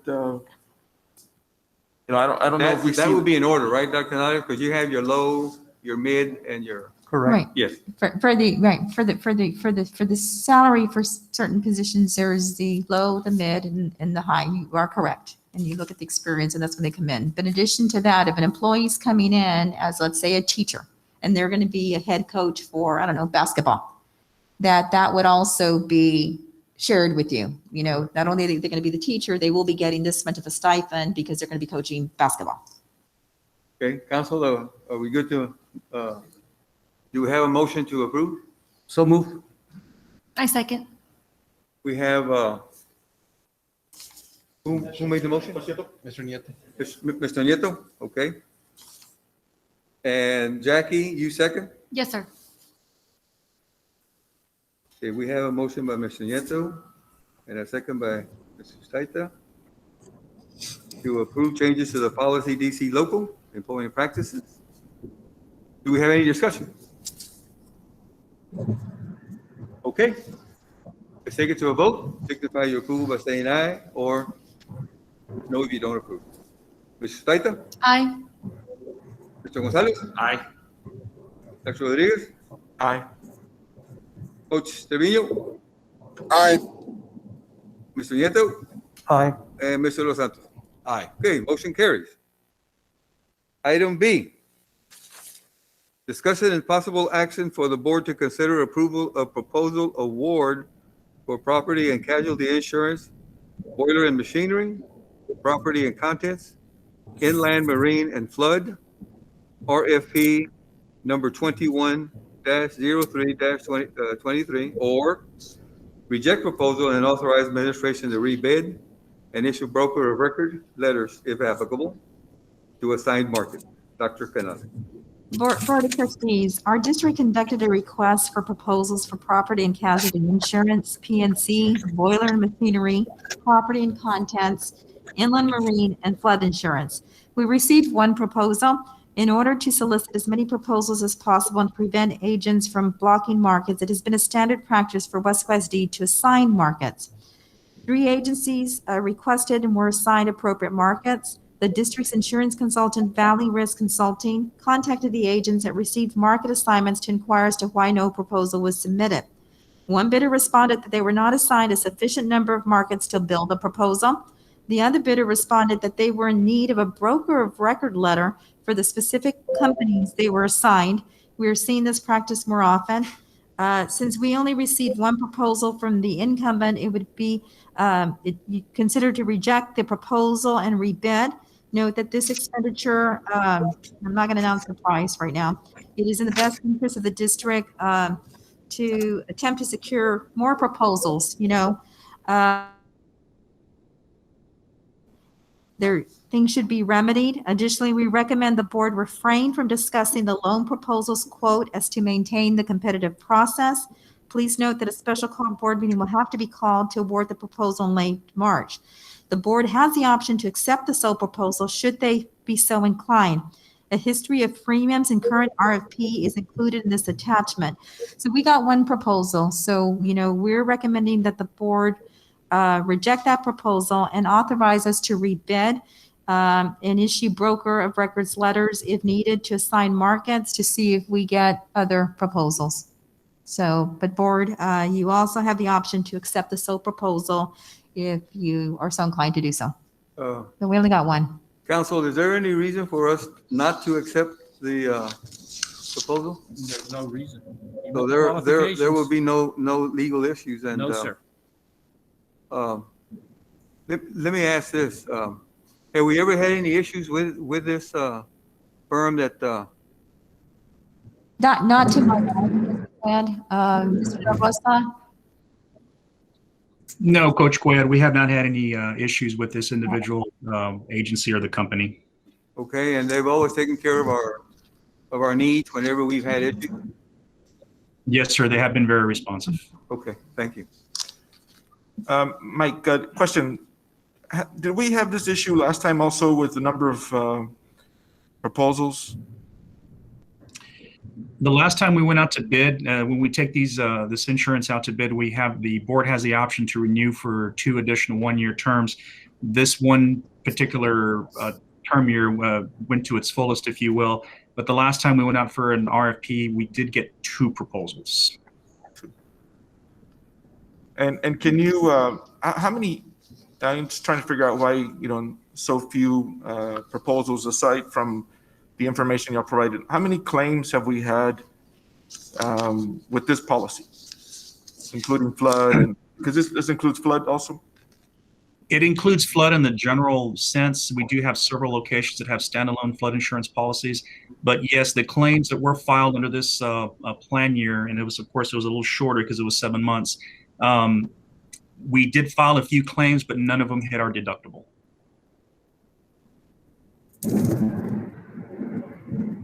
So aside from the claim that we filed for the warehouse during the freeze, the only other claim that we filed before that was during Hurricane Hannah, and the damages did not meet our deductible, or the damage threshold did not meet our deductible. Would you say you're pretty satisfied with the service that you've been getting from them? Oh yes, we have no problems with the service. Their company, they're very, very responsive. Like I said, no problems. Just, I personally or professionally like to have, at least one more to make sure that we're getting a fair competitive price. I think if I'm looking at the price here, we paid $485,000 for 7 months, and right now they left. It appears that they left the Trevino, right? We didn't want to discuss the part the board decides to. Yeah. Coach, let me see if I can break it down a little bit. If you look at the 3rd page where it has all the breakdowns, in 1920, and this is public information, so I can go ahead and tell you. In 2019-2020 plan year, we paid $660,686, and that's the last time we went out to bid. Okay, last year, and that's public information, which is 2020-2021 for 7 months. Because we did move the effective date to April 1st because we were having issues going out to bid and getting quotes during the middle of hurricane season. Our old effective date was 9/1. So that is the price that we paid, was $476,664 for 7 months. For 7 months. The 2021-2022 quote that you see on the right and that figure you see on the bottom, that's what we're asking you not to disclose at this time. Yes. So that's kind of just an idea of, well, that's exactly what we would pay if the board would accept that. And I'm not saying it's worse. I'm not saying it's better. I don't know. It just depends on what the market is doing. But going back to Mrs. Sustaita's question, yes, we don't have any issues or problems with the current vendor who submitted the loan quote. Okay. Do we have a motion to approve or reject? Which way do we want to go? I make a motion to accept. Second. We have a motion by Coach Trevino to accept. Correct. Thank you, Coach. Okay, Coach Trevino. This would be to, and we have a second by? This would be to accept board's administration recommendation or the bid? That's a good question. Are we gonna accept The bid. I'm making a motion to accept the bid from Other Insurance. Okay, Coach Jesse Trevino makes a motion to accept the bid that was proposed to us, the loan bid. Coach Trevino, if I may interject, it should be approval of the proposal award, the loan proposal award. Yes. Okay. Okay, who seconds? Coach. Mr. Nieto? Yes, sir. Second. Okay, let's just make sure we're gonna vote for. We made a motion by Coach Trevino and a second by Mr. Nieto for the board to consider approval of the proposed award for the property and casualty insurance boiler and machinery, property contents, inland marine and flood. RFP number 21-03-23. Any discussion? If not, let's take it to a vote. Signify your approval by saying aye. Mrs. Jackie Susaita? Aye. Mr. Gonzalez? Aye. Dr. Jaime? Aye. Jose Trevino? Aye. Mr. Nieto? Aye. And Mr. De Los Santos? Aye. Okay, motion carries. Item C. Discussion and possible action for the board to consider approval concerning the purchase of portable air cleaning units district-wide, RFP number 21-03-22 as follows. 1, recommendation of an administrative committee, 4 principals and 5 administrators, based on evaluation of specific information related to the operation and performance of the portable air cleaning units. Or 2, delegation to a committee formed by the 3 board trustees that are members of the Safety and Security Committee, the superintendent, 4 principals, and 5 district administrators to make the final decision for the purchase of the portable air cleaning units district-wide. Dr. Canales. To accept number 2, delegation to a committee formed by the 3 board trustees that are members of the Safety and Security Committee, the superintendent, the 4 principals, and the 5 district administrators to make that final decision. Okay, Mr. Gonzalez moves to accept the delegation to a committee formed by 3 board trustees that are members of the Safety and Security Committees, the superintendent, 4 principals, 5 district administrators, make the final decision for the purchase of the air cleaning district-wide. Was there a second? Second. Mr. Nieto, seconds? Yes, sir. Is there any discussion? Yeah, Coach, I just, since we have the 3 members on that safety and security like that, they can come back and report to the rest of us, because they'll have their input too, as far as budget and whatnot. So again, that's why, I chose that one. Saying for the committee to evaluate it and then come back to the board for the board to make approval? I'm just going by Number 2. what I read, number 2.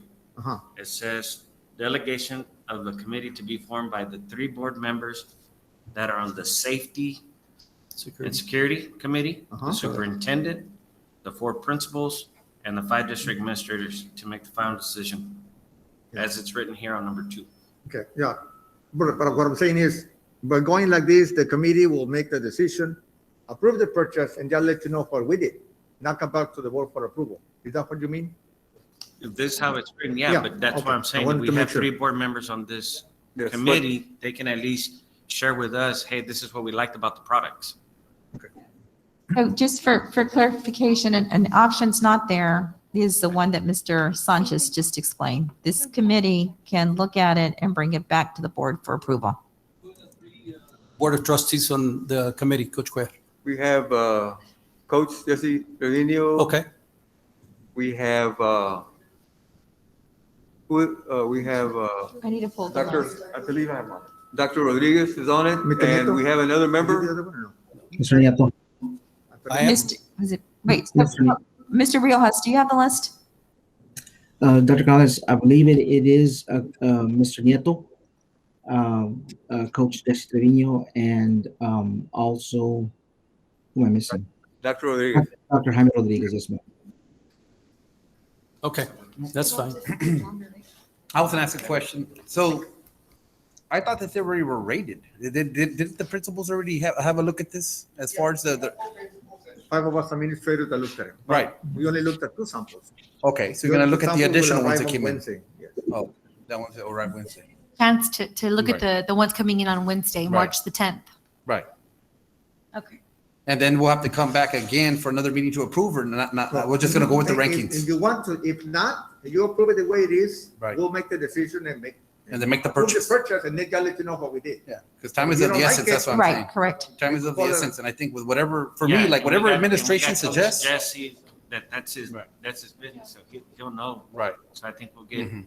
What it does is it's not going to speed up anything, but it's going to reassure that more people have their opinion on which way to go. Right. Correct. But we do want to expedite this thing as soon as possible because We want to have these systems ready to go as soon as we can. They get them in the classroom. Correct. So anyway, on that, Yes. Okay. I understand that once they decide, they'll bring it back for board approval, and then we'll take, So then I guess you will have to just don't approve the motion and go for a special board meeting. Right, that's what I'm saying. This one that he's saying right here, is Y'all- we're gonna approve that committee, and then once they make that choice, we're gonna give them the green light to purchase. We don't have to come back.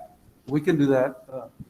Right. I think it'd be a little bit quicker. We got Coach Right. Jesse, That's only Jaime in his part of And office. then Mr. Nieto, you're in that committee too, so. Yeah, Yeah. I mean, I- Well, and then more importantly, you have the administrators there, so. So, Let me yes. get something clear, okay? Is it necessary to come back for board approval if we have board members that are already there and everybody says this is what we want? Not if you Council? approve it the way it's It's presented. not a quorum. You need a quorum. You need to come back and approve it. The board has to approve it. Okay. So what But not we the can motion, the way do, it's written. so here's another option, Board of Trustees. We get the two other ones that we're waiting for come in on Wednesday.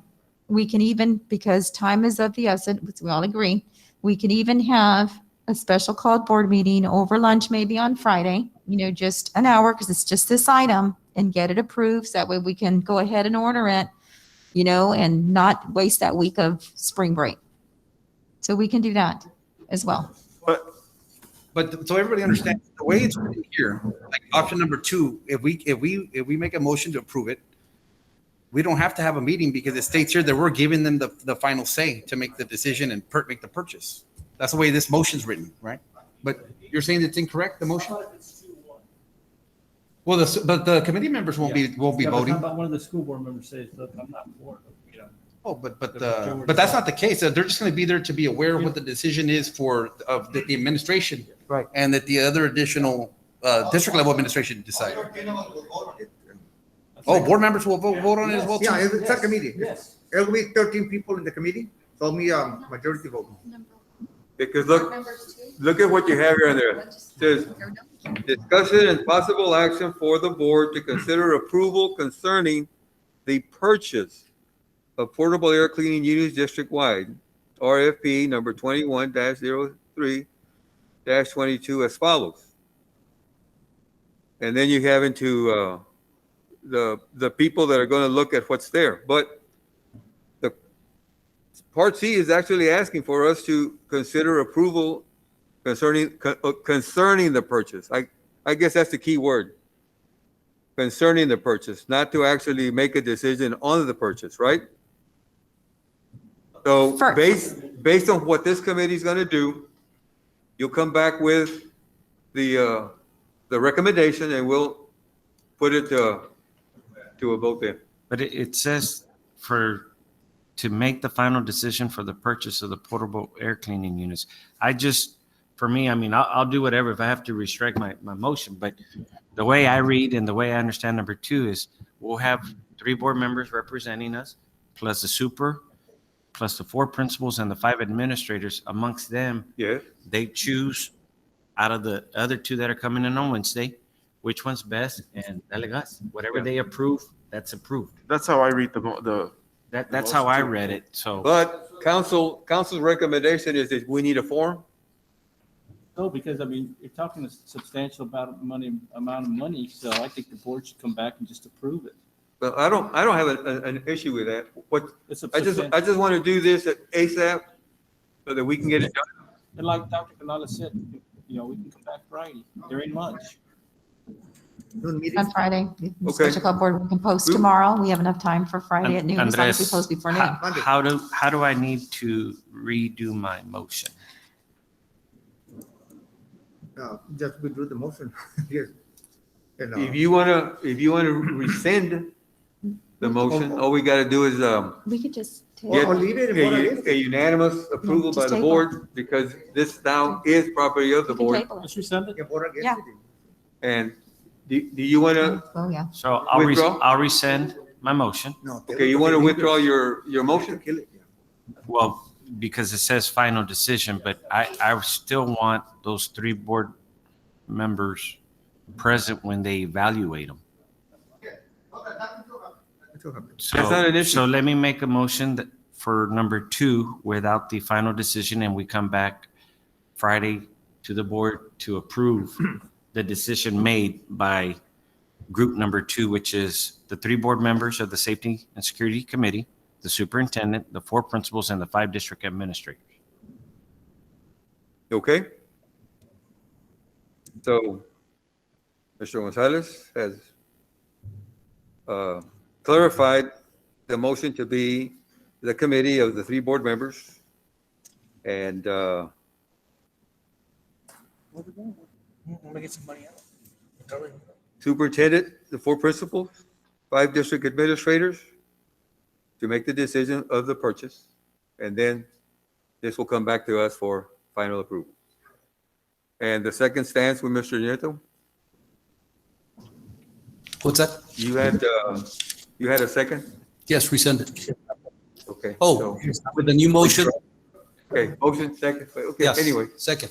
We have that clarified now. We've had discussion. Let's take it to a vote. Signify your approval by saying aye. Jackie? Aye. Mr. Gonzalez? Aye. Dr. Jaime? Aye. Mr. Trevino? Aye. Mr. Nieto? Aye. And Mr. Los Santos? Aye. Okay, motion carries. Item 12, closed meeting to discuss. A, personnel matters, Texas Government Code 551.074. 1, employment of personnel. 2, resignations. 3, deliberation regarding the appointment, employment, evaluation, reassignment, duties, discipline, or dismissal of a public officer or employee, Texas Government Code 551.074 and 551.071. B, deliberation regarding acquisition of real property, Texas Government Code 551.072. And C, consultation with attorney regarding A, pending or contemplated litigation, B, a settlement offer, or C, a matter in which the duty of the attorney to the Weslaco ISD under the Texas disciplinary rules of professional conduct of the State Bar of Texas clearly conflicts with Chapter 551 of the Texas Government Code 551.071. The time now is 7:58, and we will go into closed session. The time now is 8:31.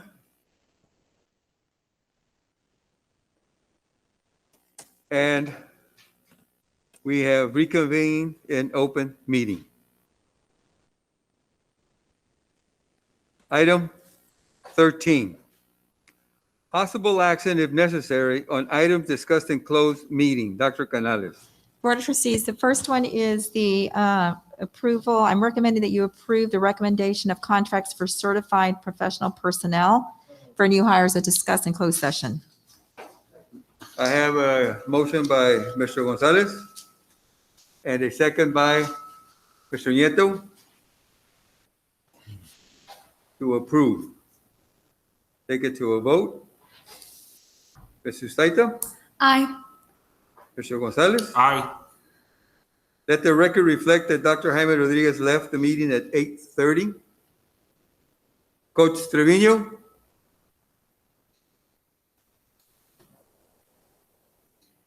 Mr. Nieto? Aye. And Mr. Los Santos? Aye. Okay, motion carries. Action is the Board of Trustees. I recommend that you approve the resignations as discussed in closed session. So move. Okay, we have two motions to move. Which one counts? Mr.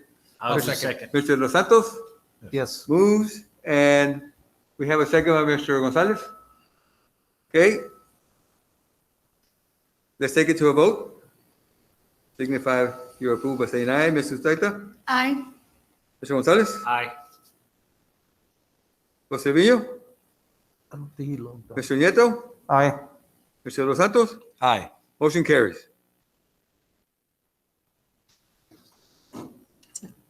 There are no other, right. That's We it. now go to Item 14,